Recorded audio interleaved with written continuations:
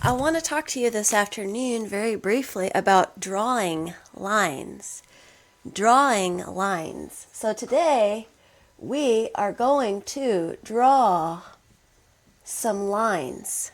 So, to live in this life, it is necessary that we draw lines. You know, the Bible says, you formed me in my mother's womb, right? In other words, God traced the lines of our very bodies in our mother's wombs, right? So we are lines drawn by God. But how many of you know that after we come out, we continue to draw lines all around us? And so right now they say in America, the marriage rates, the birth rates and things like that are all declining. And why is that? Well, because marriage requires drawing lines. Marriage requires that I say, I'm wedding you and none of these other people. Marriage requires that we draw a line and say, I am wedding myself to you. And then so putting on that ring and confessing that with our mouths in front of witnesses, we are cutting off our other options. And so how many of you know I could go outside today and get a date? I can go down to the bar tonight and I can get a date. I can go down and there's some men who want to interact. But there's very few people who want to say, I'm going to draw a line. I'm going to draw a line with you to the exclusion of everyone else, right? Because what if something better comes along? So marriage, being able to move forward in life, making a commitment and then starting a family, it requires exclusion. It requires drawing a line and now excluding all the other options. The same thing with religion, right? So, people want to just say, well, I'm just open to anything. I'm just accepting of everyone. My brain is open to all new information, all new ideas. Well, how many of you know that in order to have faith, especially in Christianity, you have to make a confession. You have to draw a line, right? So if I say, I believe that Jesus is the King over all kings. I believe that Jesus is the Lord over all other lords. What I'm now doing is I've drawn a line, and that line is to the exclusion of everyone else who thinks they're the highest king, they're the highest Lord, they're the top God, right? Now I have drawn a line. Faith requires drawing lines. In the same way, socially, right? When we're out here in the abyss, this is called just making acquaintances. You're my acquaintance. I'm talking to you about the weather. I'm talking to you about sports. I'm talking to you about, oh, isn't that a pretty picture on the wall, right? We're making small talk. You know why? Because in our culture, it's taboo to draw the lines, right?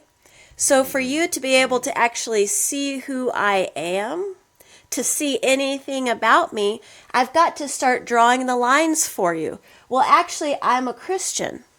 Actually, I'm a woman. Actually, I'm an American.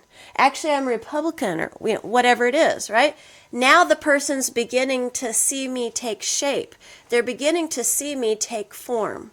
So there was one time I was chatting online with this very handsome fellow, and I realized at some point we've rehearsed the same conversation at least 3 times now.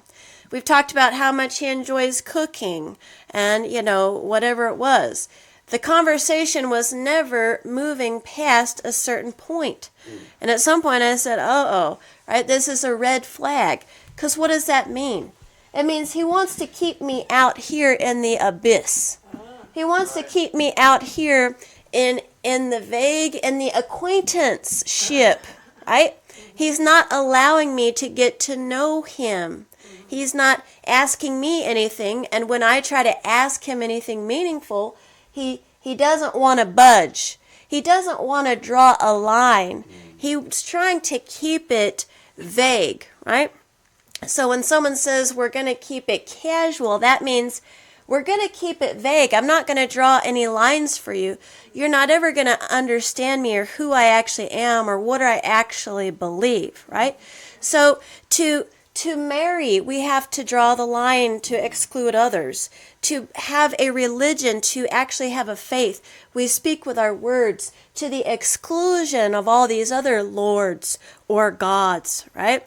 And to actually form any sort of intimacy beyond acquaintanceship with anyone, even friendship, we've got to start drawing the lines for people, defining who I am, what I believe, what I'm about, what about you, right?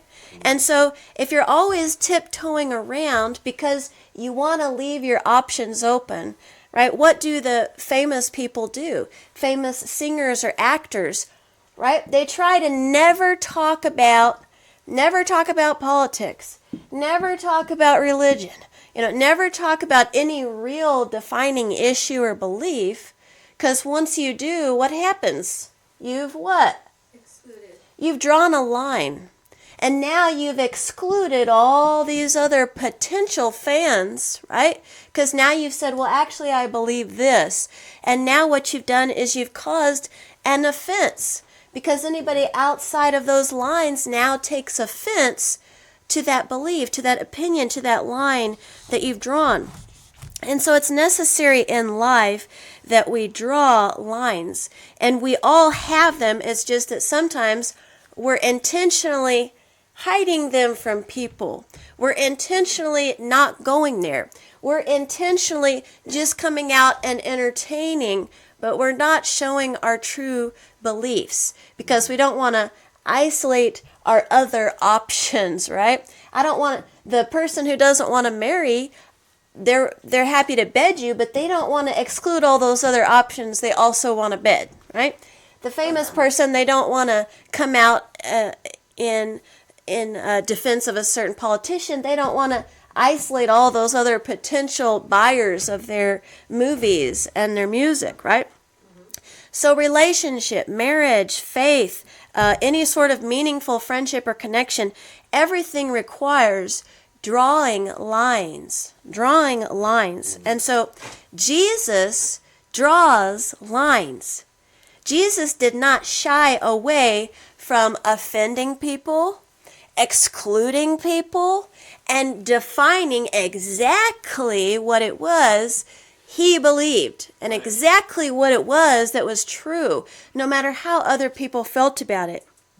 So Matthew chapter 15 says, "Then Pharisees and scribes came to Jerusalem to Jesus and asked, 'Hey, why do your disciples break the tradition of the elders?'" Right? And so the Pharisees are saying, look, here's our circle over here. Let's try this one. Here's our circle over here. We have got our traditions of the elders. Why are your students, your disciples, why are they breaking out of our lines? Right? And you know what it was that was so ridiculous about this argument? You know what they're talking about? Hand washing. Oh, no. Oh, no. They don't, literally it says, they don't wash their hands when they eat bread or a meal. Right? Your disciples are so nasty, they don't wash their hands before they eat a meal. According to our traditions that say that that's the politically correct, socially acceptable thing to do here. Right. And Jesus answered them and said, "Okay, well, why do you break not man's traditions? Why do you break God's commandment?" Right? Here you're over here talking about stuff men made up. Wash your hands, keep those germs off, right? Wash the duty before you touch your food. Over here, these are God's commands. And he said, why are you stepping out of those lines, right? He says you're stepping out of God's commands because of those traditions. You know why? Because God said, honor your father and mother, and the one who speaks evil of father or mother must be put to death. Okay, so God takes this pretty seriously about the whole father-mother thing. He says, but you, with your traditions over here, your new circle that you've drawn, you say that whoever tells his father or mother whatever benefit you might have received from me is now a gift committed to the temple, and now that person does not have to honor his father or mother anymore, as long as his duty to them they give to the temple. He says, in this way, you have revoked, you have annulled, right? You have rescinded, you've taken back God's commandment, right? Because of your tradition. So he's saying, look, you're violating what God said. And so Jesus says, hypocrites, Isaiah prophesied correctly about you when he said this, these people draw near to me with their mouths, and they honor me with their lips, but their heart is in fact far from me, right? They're pretending like they're over here inside God's commands. Their heart is out here somewhere. Their heart is out there. It's outside the bounds. It's far from being with God. And he says, they worship me in vain, teaching as doctrines the commands of men. The commands of men. So you're over here teaching the traditions and the commands. Wash the germs off your hands. Mask up your face. You're teaching this like it's a religion instead of following God's commands. Yikes. Right. Yikes. And so, summoning the crowd, Jesus tries to now explain to the people around, and he says this, listen and understand what it is I'm trying to tell you here. It's not what goes into the mouth that defiles a man. Remember, they're talking about hand washing before eating. In other words, maybe you have some duty. Maybe you went to the restroom. Maybe you blew your nose or whatever it was. You touched the dirt, right? Then you're eating with your hand.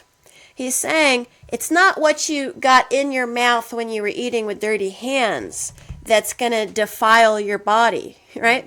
That's not what you should be worried about. It says it's what comes out of the mouth that defiles a man. And so the disciples came up to him and said this, do you know that the Pharisees took offense when they heard this statement, right? So the disciples are telling Jesus, do you know that the Pharisees are offended? In other words, they're saying, do you know that you've drawn a line? Do you know that you've drawn a circle? And by what you just said, you just excluded the Pharisees over here? Do you realize you've just caused offense? You've just drawn a line? You've just made a boundary? You've just excluded them by saying this? And so Jesus replied and said, every plant that my heavenly Father didn't plant is going to be uprooted. Is going to be uprooted. And so leave them alone. Let them go. Jesus says, let them go. Every plant that the Heavenly Father didn't plant is going to be uprooted, right? So Jesus is telling his disciples, go ahead and draw the lines. Go ahead and make the statements. And the people who get offended because they're out here, they're over here, let them go, right? How many churches and pastors today get up in the pulpit every week and they tiptoe around and they whisper, they put on this whole dramatic thing, right?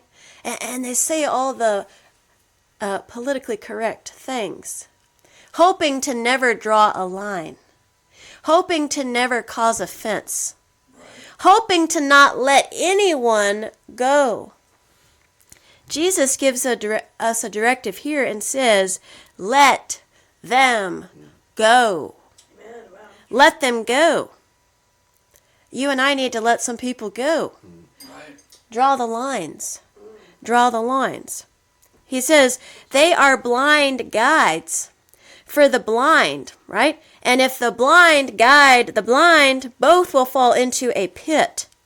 And so Peter says, please explain this further to us, this parable. And Jesus is like, are you seriously? You still can't understand?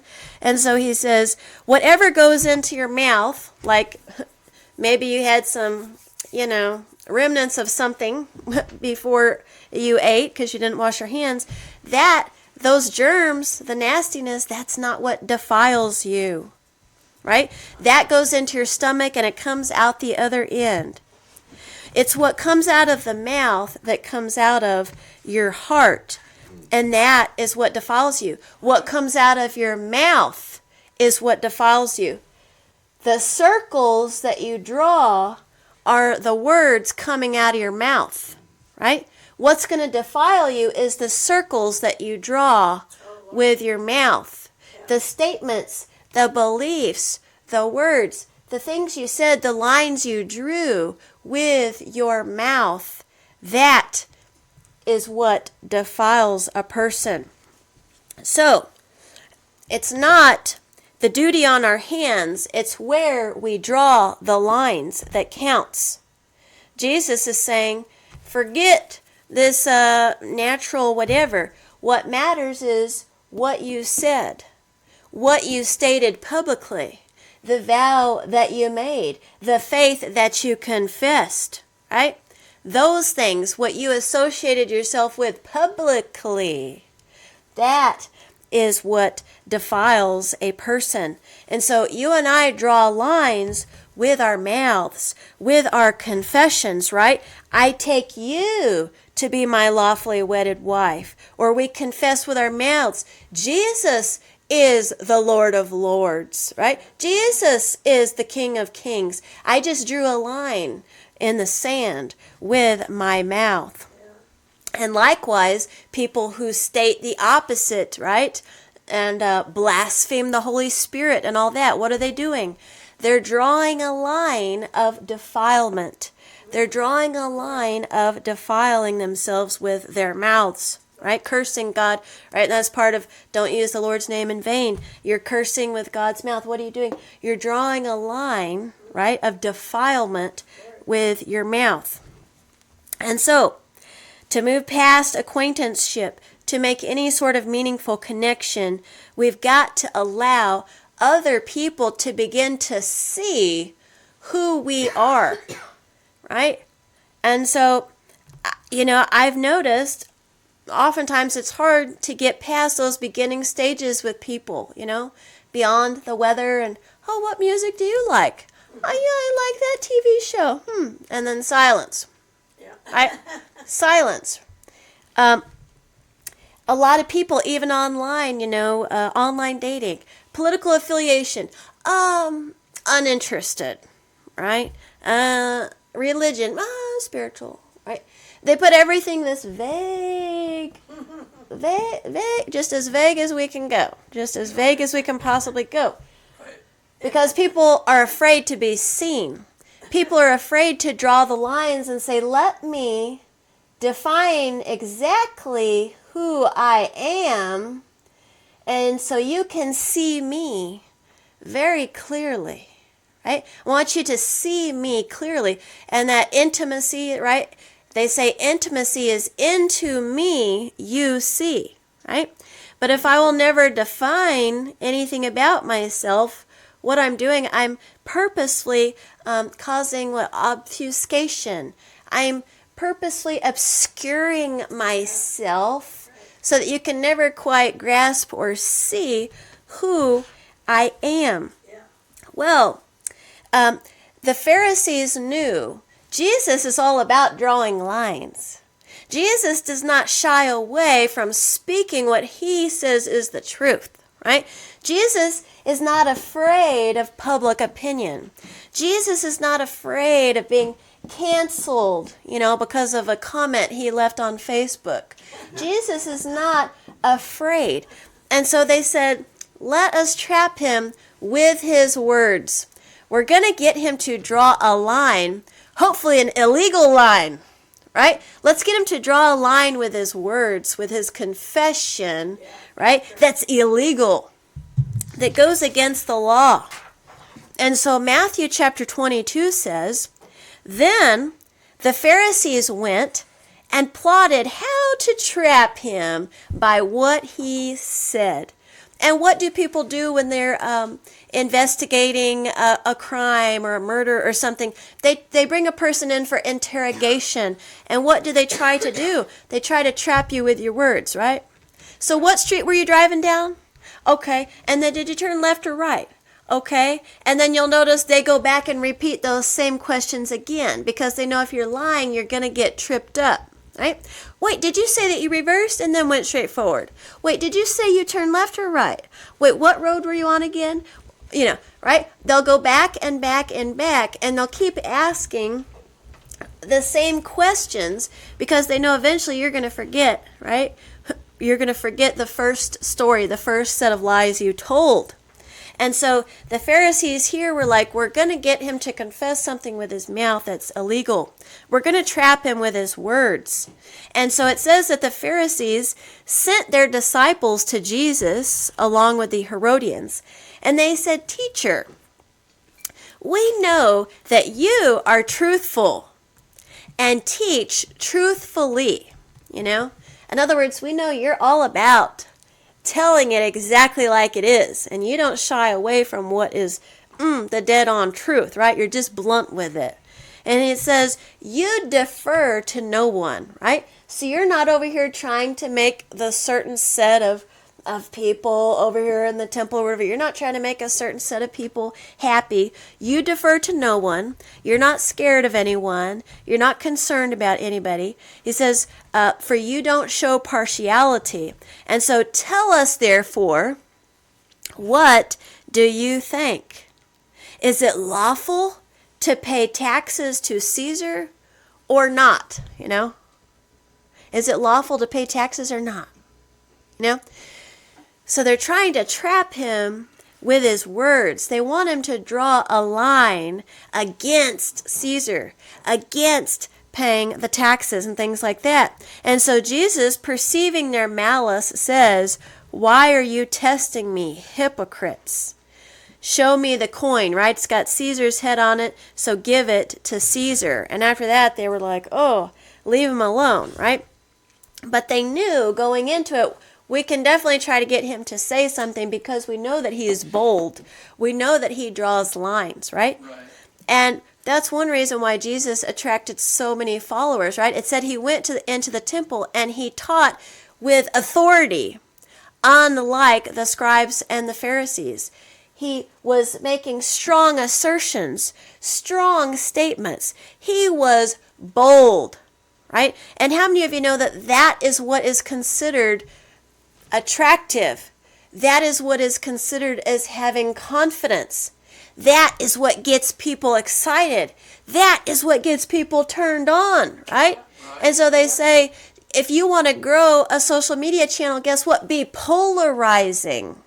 Be polarizing. You just come right out with it, and you just begin to draw very clear and direct lines. And you are going to attract a certain, you're going to exclude people for sure. But in being bold and in drawing lines, anybody that belongs in that camp, wow, they are going to be attracted, right? And so lines draw people. Lines, wow, we respect, we revere the people who are bold enough to draw lines, especially when they're new lines, right? Especially when they're coloring outside of the traditions. They're coloring outside of what society says is the command, the politically correct thing to do. So we know in the White House recently, what did the new administration do? With the White House press briefing room, they said, you know what? Traditionally, that other group, what was it called? the White House Press Association. It used to be that they had control over who could be in this press briefing room, and in other words, they got to determine who's a legitimate news source and who is not, right? They got to draw the line and say, these are the people who can be in the White House press briefing room. All the rest of you are losers, right? But the new administration said, you know what? We're going to draw some new lines. We're going to shake things up a little bit. And your line, pooey on that. We don't give a flying flip about the line that you drew. And now we're taking the line into our own hands. And now we're going to determine, and we're going to invite new people in, right? Some alternative news sources, some independent journalists, okay? And so they're drawing new lines, and we call that setting a new precedent, right? Everybody, you're upsetting the apple cart, right? You're setting a new precedent. You're trampling on these traditions of men. You're not actually breaking the law. There is no law that says a White House Press Association gets to control that. There's no law that says that. All you're doing is you're breaking the tradition that's been established by men. Right? You're setting a new precedent. And so you and I have got to be willing to step away from traditions of men. Things that have been congealed just because it's been that way for so long, when in fact it's not breaking a law and it's not going against God's word. Okay? So even in business, when somebody wants to start a new business, right, when they want to be an entrepreneur, what do you have to do? You have to say, like, okay, this is going to be our mission statement. These are going to be our core values. We're all about making things, cheap and affordable and en masse, or we're all about being a luxury brand and being rich and, right? You've got to determine your values and your audience, and there's all these things you have to define about yourself, right, to create a business.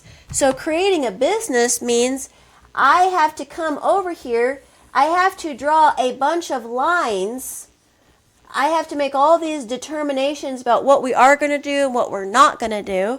And now my lines have now defined a new business. The same thing with a denomination. What is a Christian denomination? It's a group of people who came together and drew a bunch of lines, right? You'll see a big statement of faith could be this big, right? Yeah. We draw line after line after line after line. After line, after line, after line. This is what we believe about baptism. This is what we believe about dunking or dipping, or sprinkling. This is what we believe about praying in tongues or not praying in tongues. This is what we believe about women preaching and women not preaching.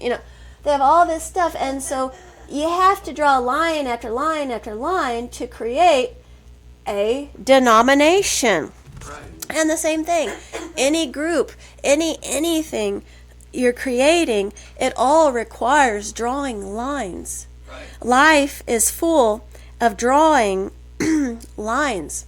And so I think one reason I've struggled in the dating and relationship department is because just like it is today, even in the 90s and the early 2000s, they were preaching the gospel of open-mindedness, right? If you're a good person, then you're open to anything. I'm blind to your religion. I'm blind to your culture. I'm blind to the language you're speaking. I'm blind to everything. I'm open to anyone and anything, right? That's what they were preaching, right? And so the whole tolerance thing, what is that about? What they're saying is don't draw any lines. You think you're a Christian, right? You have a certain culture beliefs, right? Delete that. You had some expectation. You want to have kids, they don't. How could you judge someone about that? Delete that, right? And so that's called compromise. That is called compromise. And so the world says, compromise. Be open-minded. Don't draw any lines. Don't have any boundaries. Don't have any standards, right? Pretend like you can't see anything about anyone, right? And then I ended up dating Muslims, Hindus, Jews, New Agers, some guy, I don't know what his family was into, but I went over there and they had like 1 million pictures of wizards. You know, like Catholics might have pictures of Jesus' face or the crucifix all over their house. They had wizards lining every wall, everywhere. I've never seen anything like it. And I'm like, what kind of religion is this? Wizard religion? If you know, put it in the comments and let me know. I still don't know what it was about. But anyway, the point is, that's why they say, well, the first step in dating or marriage is you got to know thyself. You've got to know thyself, right? And so I think what a lot of people discovered, especially in 2020, is that just blindly getting with somebody, right, who doesn't necessarily share your same values like freedom, or things like that, that could cause a lot of clash, right, when it comes down to it, right? They want to be locked in the house, you want to go outside. There's a big difference there, right? So know thyself, right? It's very important. And so the sooner you can know yourself and admit it to yourself and be comfortable admitting it in public, the sooner you will attract like-minded people, right? Just like the influencer who comes out and boldly states claims and states opinions and states beliefs, and now they garner a huge following.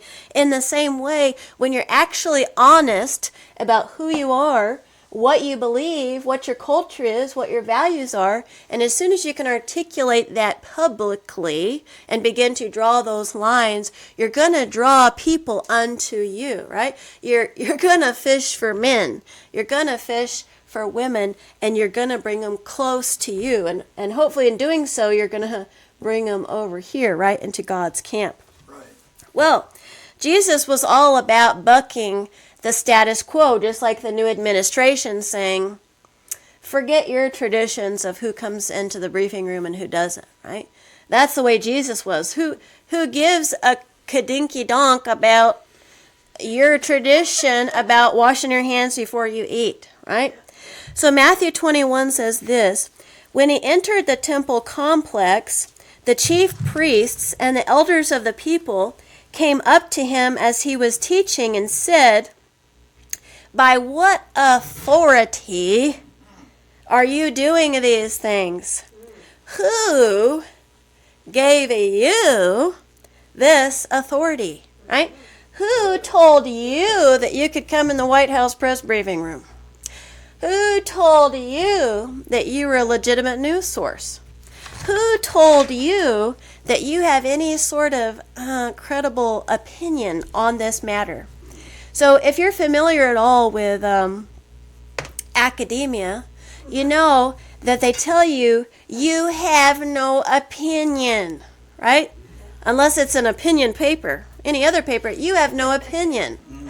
You read books, you watch videos, whatever, you interview people, you write the opinions of others. It's called quoting them. It's called paraphrasing them. Until you have gone all the way up to doctoral level and graduated, until you are a doctor, you have no opinion. No one gives a kadunky dunk what you think on this topic, right? They say you are not an authoritative source until you have reached this level. Then we can listen to you, right? And so Jesus responded to the Pharisees and them, and he said this. He said, okay, I'll ask you one question, and if you answer that for me, then I'll tell you by what authority I do this. And he said, where did John's baptism come from? Right? John, all the people think he's a prophet. Did that baptism, did that authority come from you? From your system? From your academy? From your temple? From your elders? From your tradition? From your line? Did it come from you? Right? And so, or did it come from heaven? Did it come from outside of you? In other words, God gives us inalienable rights. God gives us rights, right? And so we don't need a man or a tradition or men's laws or whatever to tell us what we can and cannot do, right? God gives us mouths. God gives us the ability to draw lines, right? Because we can. Because he wants us to. Because that is our right as human beings with mouths. And so it says that they began to argue among themselves. And they said, well, if we say that John's baptism came from heaven, it came from God, that it has nothing to do with us, it's an inalienable right, then he's going to say, well, how come you didn't believe him if this came straight from God? But if we say, John's baptism came from men, and men approved him, and men told him he could speak, then we're afraid of the crowd because they all think that John was a prophet. And so they told Jesus, right? So now the Pharisees they are refusing to draw any lines. They refuse to answer the question, right? So how many politicians, you ask them a question, they're like, what? Right? They say something else, they never answer the question, right? They refuse to draw the line. You're asking them a simple question, they refuse to give a direct answer. And so here, the Pharisees, they do the same thing. Jesus asked them a direct question. Was his thing from God or from men? And they refused to draw the line. And they just said, we don't know. We don't know. And how many of us today, when we're called upon to say, well, what do you believe? I don't know. What are your politics? No, I'm not really interested, What are your thoughts on this issue? No. Doesn't even register. Don't have a thought about it. No.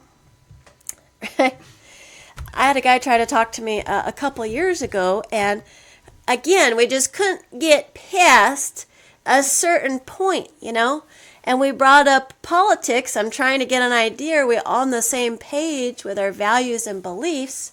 And he just kept saying, well, as a member, he was retired, by the way. Well, as a member of the military, I can't choose any political affiliation. I'm like, you're retired, But he was still in that mindset of, I can't and I won't express any line. I won't make any distinction. I won't offend anyone. I won't exclude anyone. Yeah, that's not how Jesus was, and that's not what the Bible teaches. And so the world tells you and I, who are you to draw a line? Who are you to get on and preach with boldness, to preach with authority, to have an opinion, to have a news story? Who are you to draw any line? You stick over here with what the public school told you. You stick in those lines right here. If you go out of that, now you're an extremist, right? You're an extremist. The world says, who told you that you could draw any lines? But I'm telling you today that Jesus drew lines. Jesus drew, I don't know if this is going to erase, but Jesus drew new lines, right? And so Ephesians chapter 2 says this. So then remember that at one time you were Gentiles in the flesh. You were called the uncircumcised. So at one time you were over here. You were called Gentiles. You were called uncircumcised. Okay? By those who were called the circumcised, right? So over here, they excluded you. You didn't fit into the whole circumcision thing, right? So this over here is done in the flesh by human hands. At that time, you over here, You didn't have a Messiah. And so you were excluded. So from the Jewish people, you were excluded from the citizenship of Israel, right? You were excluded. And so you were foreigners to the covenants of the promise. So over here were all the covenants. You were outside of that. You were excluded. You were without hope and without God. So they over here, they had, what do you call it? They had the hope and they had God. They had the keys to the kingdom, so to speak. And so it says, but now in Christ Jesus, you who were far away, and excluded with no hope, now you have been brought near over here, right? By the blood of the Messiah. For he is our peace. He is our peace, who made both groups. He made both groups one and tore down the dividing wall of hostility. So there was a division right here. It says Jesus came and tore down the wall that was separating the circumcised from the uncircumcised. It was separating God and hope and the promises of the covenants from these people over here. It says he tore down that wall. He made of no effect the law, consisting of, what was it? Commands and expressed in regulations. Right? Regulations. The law and the regulations were excluding the non-Jewish people over here. Right? Jesus erased the line that the commands drew, excluding you and I. And it says he did this so that he might create in himself one new man from the two. Uncircumcised, circumcised, God erased the line so that we could become one group. I actually had a guy message me the other day, and I think he was Jewish. He was from California. And he said, Jessica, what do you believe about do you believe the Jews are God's chosen people? And I said, I'm God's chosen people. How about you? He never responded to me again, right? The Bible says that Jesus erased that line. Yes, he did. The line of your law and commandments that says, I am excluded for not being a Jew. Jesus came to unite us so that we can all have access to hope. We can all have access to God, and we are all now part of the covenant promises, right? Resulting in peace. Resulting in peace. He did this so that he might reconcile both to God in one body through the cross and put the hostility to death by it. You know, it makes it sound like there was some serious hostility here. It makes it sound like there was some serious anger, you know. I don't know if this is like an Arab Jew thing, if this is like a Gaza Strip thing, I don't know, but it's sure talking about a lot of hostility right here, that Jesus came to erase that hostility and to bring peace out of that division. It says, so when the Messiah came, he proclaimed the good news of peace to you you were far away, and peace to those who were near. For through him we both have access by one Spirit to the Father. So then you are no longer foreigners out here floating around without God and strangers. No, but now you are fellow citizens. You are fellow citizens with the saints and members of God's household, built on the foundation of the apostles and prophets, right? So you might say, how does he have the authority to erase lines and now redraw lines, right? Just like if Putin comes in and they say, oh, well, we're taking all this land, we're taking this territory. Well, who has the right to come in and say, now this is our land, we're redrawing the lines, right? Or they get mad at Trump for talking about Canada becoming another U.S. state, right? They're saying, who has the authority How are you the man? How are you the top dog enough to come in here and say, I'm going to redraw lines, right? Yeah. They're saying, you don't have the right. You're not, important enough to come in and redraw lines, right? To rename things, right? The Gulf of America or whatever. You can't redraw the lines. And so here it's all about Jesus just came in and said, forget that hooey hockey line. Forget that hostility. I'm redrawing it. Jesus said, I'm claiming all of this. All of this is mine. This is all my territory. The Jewish stuff, my territory. These Gentile people, all my territory. Jesus said, I'm redrawing the lines. Jesus, I guess he's into colonialism, right? He's conquering. He's conquering these people. He's conquering these people and saying, you're all mine now. You're all going to be called by my name. Right. So he says, what authority is he doing this by? It says, built on the foundation of the apostles and the prophets, right? And with Jesus Christ himself, right? I'm such a big deal. I'm doing this in my own name. I'm doing this under my own authority, right? Jesus is the cornerstone, right? I am the academy. I am the one giving myself the degree. I'm handing myself the diploma, right? Jesus is saying, I am the cornerstone. I am the authority upon which this new line of territory is being drawn.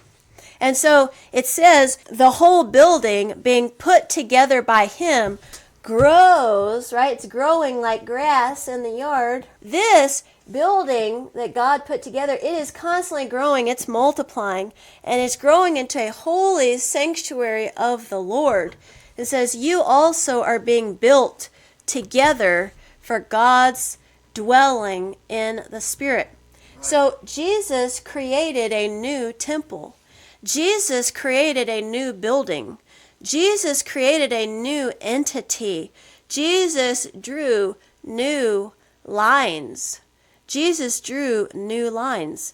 And you and I have got to draw lines too. You know why?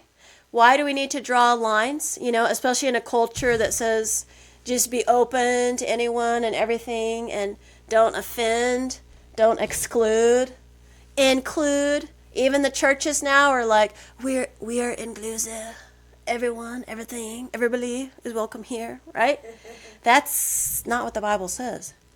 Jesus says in Matthew chapter 10, therefore, everyone who will acknowledge me before men, I will also acknowledge him, right? Right. So, you go in public, you go on that date, you go on your dating profile, you go on your Facebook page, right? And you acknowledge Jesus is Lord and King of Kings. You draw that line. You acknowledge him before men. It says, but whoever denies me before men, right? I'm a Christian over here in private, but when it comes to hanging out, I tell people, I'm just open to whatever, okay? I just erased that line. I just erased my line of belief. And Jesus said, whoever denies me, right? You'll show them your legs and your feet and your arms, but you won't show them the head. You won't tell them about me. Right. You deny me before men, I will also deny you before my Father in heaven. So this whole thing about drawing lines publicly, confessing things with our mouth to make ourselves be known to people publicly, this is very important. Jesus is saying that our salvation hinges on whether or not we are willing to draw lines of division, that we are willing to draw lines of exclusion, that we're willing to draw lines that possibly cause offense to those who don't believe the exact same thing that we do. He's saying, you draw the line for me, then in front of God, I'll draw the line for you. Right. You don't draw the line for me and you pretend like you don't care, you don't know. Well, it could be any God, could be any belief, could be any way. You do all that stuff.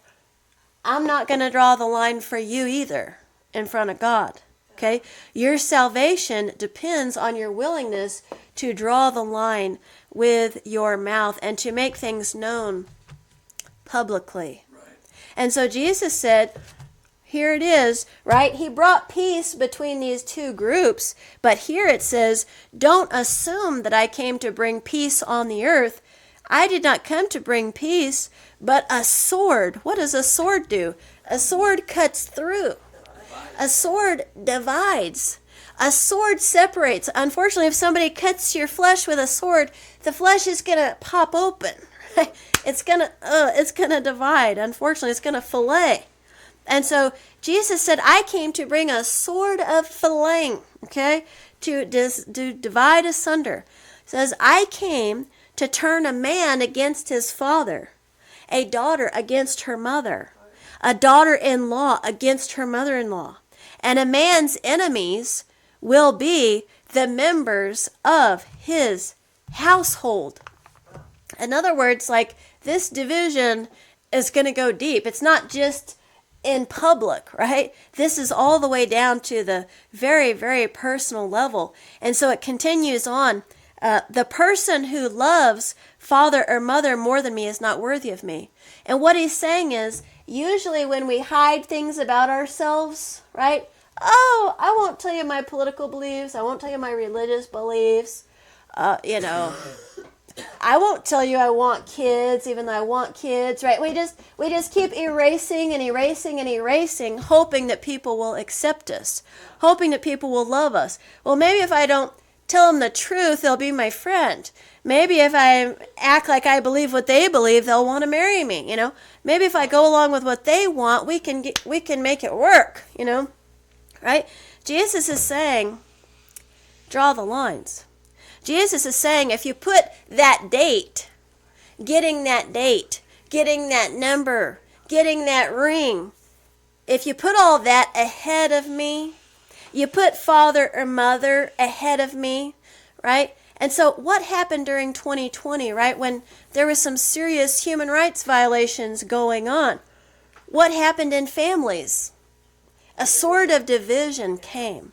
A sword of division came down to even still many relatives don't speak, don't talk. You're not invited to the Thanksgiving, on and on and on, right? So many people were divided.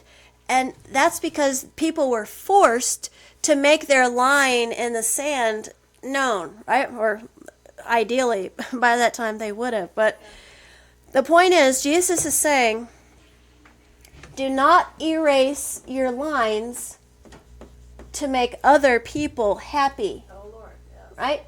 If you erase me and keep me quiet, keep me suppressed, keep me hidden, keep me quiet over here, keep me private, right? What do people always say about your religion? That's, you keep that private? Okay.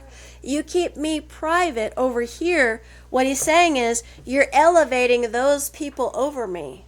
You're valuing their opinion over me. You're valuing relationship with them over me. You value their acceptance more than you value my acceptance, right? And Jesus is saying, if you value anybody, right, even if you're just trying to keep the peace in your own family, you just want everybody to be able to get together for Thanksgiving. Jesus is saying, you put those other people's opinions over drawing the lines for me, then you're not worthy of me. Jesus is saying, draw the line. Draw the line. And that is the only way that you'll have true, intimate, lasting relationship with him, right? Same thing with marriage. What do you have to do? You don't want that one to get away? They're a keeper. Well, what do you have to do? You got to draw the line. You got to draw the line. You got to speak it. You got to speak it You got to make the covenant. You got to make the confession. You got to make it public. You got to draw the line. Otherwise, that person can walk away at any time, right, with no recourse. And so your relationship has holes. It's vulnerable. And Jesus is saying the same thing. Draw the line. You got to make it official. It can't just be your private prayer language, your private prayer life, your private confession, but you're not pushing it on anyone else. You're not trying to exclude anyone else. You're, whatever. Jesus is saying, draw the line, right? You're not trying to antagonize people. You're not trying to start a fight or anything like that, but you're bold in your assertion. Yes, this is what I believe. Yep. Yes, this is what I believe. Yes, this is who I am. Yes, I believe He's the Lord of Lords. Yes, I believe He's the King of Kings. Yes, I believe Yahweh is the one true God. Right? No, there's not many gods. That's what I believe. And it's okay if you feel offended. It's okay if you feel excluded. It's okay if you never want to talk to me again. That is fine. Because where I want to be is inside of Jesus's line. Right. I want to be found inside of Him, right? In front of God. He said, I'll show up for you in front of God. But if you don't show up for me, I won't show up for you. And so you and I have got to be willing to offend, willing to draw the line. And so I'm asking you today, who are you? Who are you? Who are you? Right? This is a very serious question, not just about your personality, not just about who you work best with in the office, right? This is a question of your salvation before God, right? Who are you? This determines your salvation. So I'm asking you today to make your lines bold. Make them bold. Make them thick. Make them obvious, right? Pump up the lines. Pump up the lines. And you know what people respect? They respect lines, right? What do men like in women? Lines. Yeah, lines. Boundaries. Curvy lines. Not, my mom said curvy lines. That's one thing that men like in women. That might be the top thing. Okay, let's just say that curvy lines are the top thing. The second thing is that they have these other lines called boundaries, right? So they don't feel like you're a doormat, right? What they call what is it, girl? A pick me girl. You're just willing to do anything, right? I had a guy tell me a couple years ago something about he didn't think I had any boundaries, and I was like, what? He said, Abigail has boundaries. You don't have any boundaries. That's such BS. I was so shocked. Never in my life has a guy said that to me, And I thought, well, what is it that I'm doing? How am I acting that he perceives that there's no boundary, that there's no line in the sand? And so what do men find attractive in women? Boundaries. Lines of protection, lines of this is what I believe, lines of this is what I'm willing to do, this is what I'm not willing to do. And what makes people popular online? This is what I believe, this is what I don't believe, right? Being polarizing. And what do people cheer for in a president? Why do people love President Trump so much? He's bold. Right? He's not afraid to draw the lines. He's not afraid to say exactly what he thinks, exactly what he feels, exactly what he believes. He's not tiptoeing around. He's not telling lies. He's not erasing himself, telling lies and mistruths in an effort to get as many votes as possible. Instead, they're narrowing down to exactly what they want to do, right? And then people cheer on that type of boldness. And so I want you and I to have that same confidence, right? Drawing lines is confidence. Drawing lines is boldness. Drawing lines is attractive. Drawing lines is what determines your relationship to God or not. I don't know about you, but I want to be accepted before God. I want Jesus to acknowledge that I'm in his camp before God. That's what I want. And so Jesus respects lines. Everybody respects the lines. Remember I said we draw lines with our mouths. And so how do they convict people of crimes? Get that confession on tape, right? Get them in that interrogation room. And as soon as they say, yes, as soon as they say, I did it, right? As soon as they draw those lines with their mouth, now we have a confession. Because the lines that you draw with your mouth are what convict you. They are what put you in a camp or take you out of a camp. Everyone respects lines. Lines are very, very important. And so, I will finish with this very last point that might seem a little disjointed, but I am encouraging you today to consider taking some offline days. This is something I've been pondering a little bit lately. Offline days, right? And so you and I are inundated with internet and stimulation, right? And so we're having people draw lines in our minds, right? And in our beliefs and in our hearts all the time. And we call that being online, right? I'm connected to the internet, right? The internet is drawing different lines for me. And so by going offline, disconnecting from those things that are keeping me attached to all the outside opinions, by going off of there, I can then reconnect and reestablish my line straight to God's throne, straight to the heavenly kingdom. And so, I encourage you, while you're thinking about, you're becoming self-aware, thinking about your beliefs, right? Hopefully drawing some lines, hopefully becoming more bold to express exactly what you think and feel, publicly in front of people, not putting anyone else's opinion above God. Hopefully also in that process you might consider, like I said, erasing some of the lines, right, from that connection to the internet and trying to reestablish a new line, right? Going offline to reconnect and draw and strengthen, right? Because a lot of people, why do they start denying God or saying, well, I'm just up for any belief or just anyone?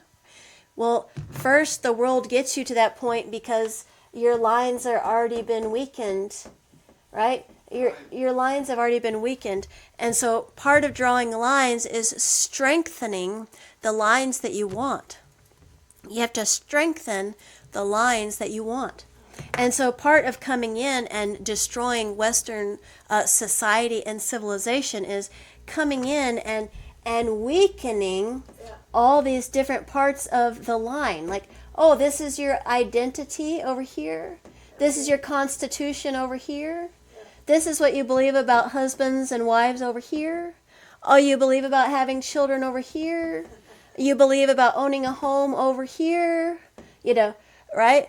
You like capitalism over here. So you come in, right, and you start weakening all the different areas. You just start weakening all the areas of the wall, right, until the wall crumbles and you build new lines, right? So you need to consider today, what lines do you like? What lines do you want to believe in? And start to strengthen, start to reinforce those lines. Get in the Word, right? Strengthen your commitment. Recommit to marriage. Recommit to having children. Recommit to going to church. Recommit to training your children about the Bible. Recommit to whatever value you want to hold on to. Recommit to Christ. So I encourage you to consider going offline for certain days and taking specific intentional time to strengthen those lines in God, to strengthen and reinforce those beliefs, because people are intentionally warring against them each day. So thank you for listening today, and I hope I've encouraged you to draw some lines this week. Draw the lines. Draw the line. Draw the lines.